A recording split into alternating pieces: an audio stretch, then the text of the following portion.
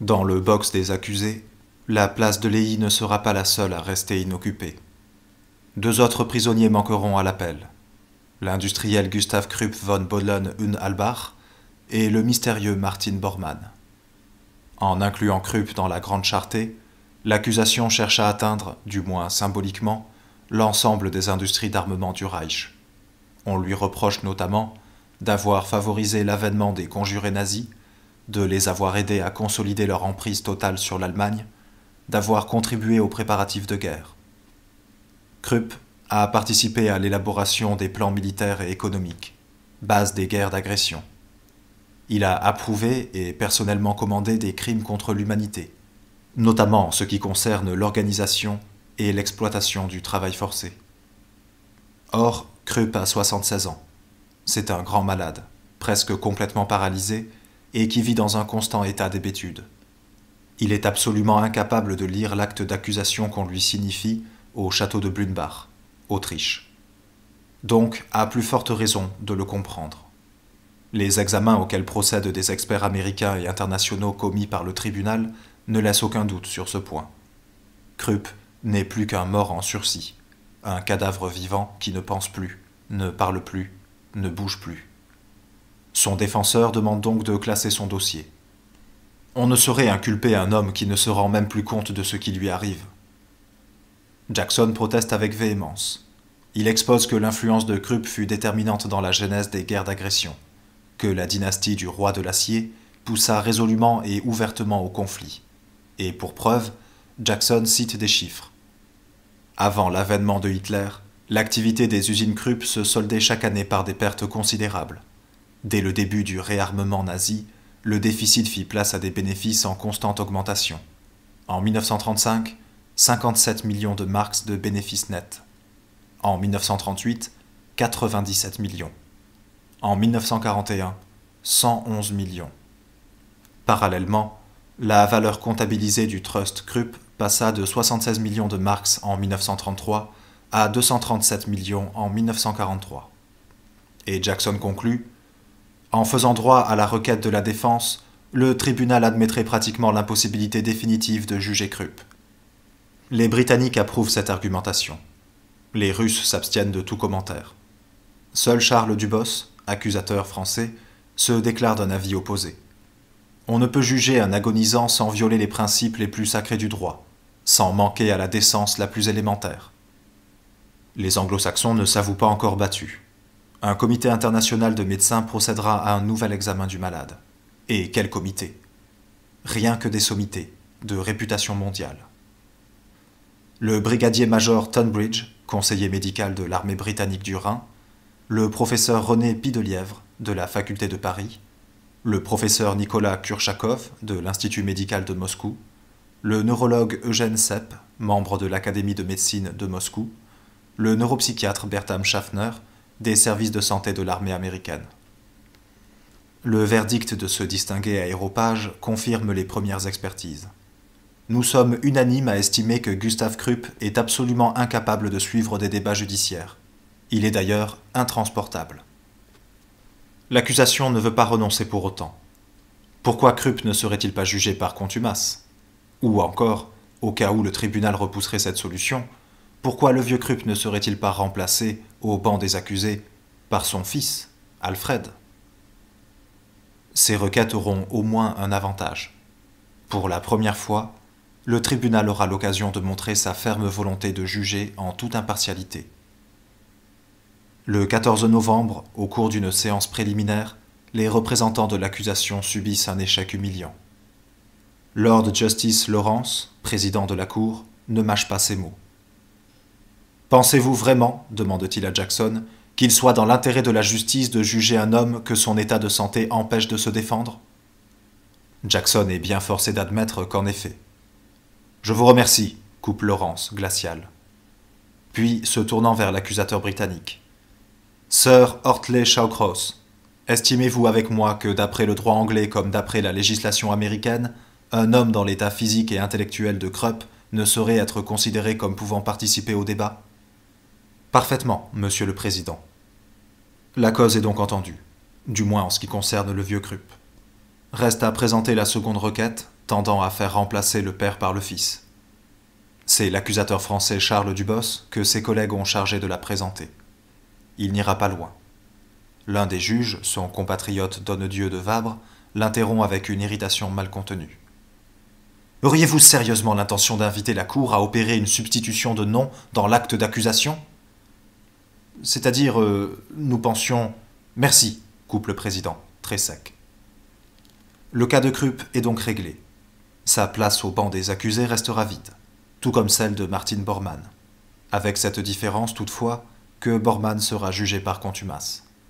Le tribunal estime en effet qu'il pourrait se présenter de son propre gré, à condition d'être encore en vie.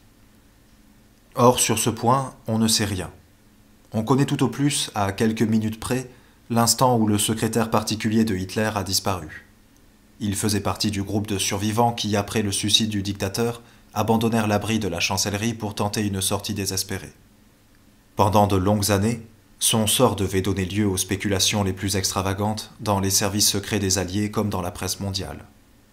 Qu'est devenu l'homme qui, vers la fin du régime nazi, eut incontestablement l'influence la plus profonde sur Hitler, au point de supplanter même les intimes du Führer, qui sut si bien établir son pouvoir qu'on se demandait, aux derniers mois de la guerre, dans quelle mesure les ordres partant de la chancellerie exprimaient encore la volonté de Hitler. En 1955, le général d'aviation Hans Bauer, pilote personnel de Hitler, déclare à son retour des camps soviétiques « D'après les dernières instructions que Hitler me fit parvenir, je devais emmener Bormann à bord d'un appareil qui se trouvait sur le terrain de Zechlin, dans sa grande banlieue de Berlin. Mais Bormann fut tué alors qu'il tentait de franchir les lignes soviétiques à la lisière de Berlin. » L'Espagnol Juan Pilar, soldat de la division bleue et qui fut lui aussi libéré par les Russes en 1955, déclare avoir découvert en mai 1945 le corps de Bormann dans un char incendié.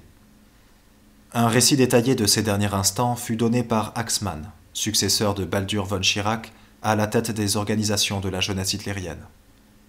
Les fantassins soviétiques, embusqués dans les maisons et les ruines, avaient pris sous leur feu la foule bloquée par les barricades anti-chars du pont Weidendam. Dans la cohue, je remarquai Martin Bormann, en uniforme de la Wehrmacht. Soudain débouchèrent d'une rue latérale plusieurs canons autotracés allemands et un char tigre. Aussitôt, ce fut la ruée. Tout le monde, hommes, femmes, enfants, voulut se mettre à l'abri derrière le tigre. L'instant d'après, le char, atteint de plein fouet, sauta dans une gerbe de flammes. Je repris connaissance sous un amoncellement de blessés et de morts. M'étant dégagé, je bondis pour me jeter dans un entonnoir de bombes, où se trouvait déjà Martin Bormann, indemne, sans une égratignure. Un peu plus tard, nous fûmes rejoints dans ce cratère providentiel par mon aide de camp et le docteur Stumpfegger, dernier médecin personnel de Hitler. Nous nous séparâmes alors. L'aide de camp et moi-même allions essayer de gagner le quartier de Moabit. Bormann et le docteur préférèrent tenter leur chance dans la direction opposée, vers la gare de Stettin. Au bout de 200 ou 300 mètres, l'apparition de quelques blindés soviétiques nous força de faire demi-tour. Comme pour retraverser la rivière, nous empruntions le pont des Invalides. Nous vîmes Bormann et le médecin gisant sur le trottoir, les bras en croix. Ils étaient morts. Cette relation ne sera confirmée qu'en partie par la déposition que fera à Nuremberg, le 3 juillet 1946, le témoin Erich Kempka, l'un des chauffeurs de Hitler. Entre son récit et celui d'Axmann, on constate en effet une différence essentielle. Pour Kempka, il est impossible que Bormann ait pu, après l'explosion du char, s'abriter dans un cratère de bombes. J'ai rencontré Martin Bormann dans la nuit du 1er au 2 mai 1945, à l'entrée du pont Weidendam. Il me demanda si l'on pouvait encore passer, et je répondis qu'on avait peut-être une chance. Là-dessus arrivèrent quelques-uns de nos chars et canons autotractés. Des groupes de piétons se formèrent derrière les chars, mais comme le détachement avançait vers la barricade, le tigre qui avait pris la tête fut touché, sans doute d'un coup de bazooka, et sauta. Or, Bormann marchait tout près du tigre, et du côté où arriva l'obus, il y eut une énorme flamme. « À quelle distance du char étiez-vous au moment de l'explosion » demande l'un des juges. « 3 à 4 mètres. »« Et Bormann » ? Je suppose qu'il s'était accroché d'une main au flanc du tigre. Je continue donc. Le souffle me projeta assez loin. De plus, je heurtai violemment, en l'air, une autre personne, probablement le docteur Stumpfeger, qui, une seconde plus tôt, marchait devant moi. Sous le choc, je m'évanouis. Lorsque je revins à moi, je ne vis d'abord rien. La flamme m'avait aveuglé. Puis, à quatre pattes, je rampais vers la barricade. À ce moment-là, Bormann avait disparu.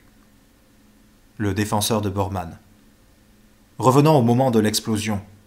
Avez-vous vu Bormann s'écrouler dans l'énorme flamme dont vous parliez? Oui. Plus exactement, j'ai vu un mouvement. Quelque chose qui s'écroule tout en s'envolant, si je puis m'exprimer ainsi. Le défenseur. À votre avis, l'explosion était-elle si forte que Bormann n'avait aucune chance d'en réchapper? C'est certain. Personne n'aurait pu survivre au milieu d'une telle déflagration. Le témoin ne peut en dire davantage. Cependant, le tribunal ne s'estime pas encore satisfait. On invitera Bormann par tous les moyens possibles et imaginables à se présenter devant la justice internationale. Pendant un mois, l'appel sera diffusé par la radio des 4 zones d'occupation. Les autorités alliées feront placarder 200 000 affiches. Tous les journaux en publieront le texte à plusieurs reprises. Dans la seule zone britannique, le mandat d'amener sera distribué sous forme de tracts en près de 5 millions d'exemplaires. Aujourd'hui, les derniers doutes se sont dissipés. La mort de Bormann est considérée comme certaine. D'ailleurs, en octobre 1954, à Berlin-Ouest, un employé d'état civil a inscrit son nom au registre des déclarations de décès. Du moment que l'administration le dit,